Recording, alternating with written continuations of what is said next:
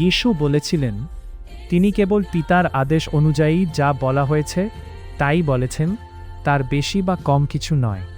এবং যীশু, যিনি পিতার সাথে এক, তিনি যদি ভিন্ন কিছু শেখাতে সাহস না করেন, তাহলে কোথা থেকে এ ধারণা এলো যে প্রেরিতলিপিগুলিতে প্রেরিতরা অজাতিদের জন্য এমন এক পরিত্রাণের পরিকল্পনা তৈরি করতে পারতেন যাতে ঈশ্বরের আইন বাতিল করাও অন্তর্ভুক্ত?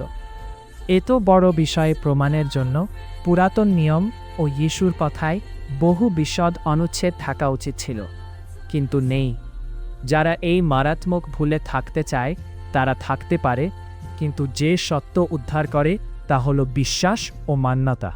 বিশ্বাস করো যীশু ইসরায়েলের মসীহ, এবং মান্য করো ঈশ্বর ইসরায়েলকে যে আইন দিয়েছেন, সেই আইন যা যীশু নিজে ও সব প্রেরিতরা অনুসরণ করেছিলেন।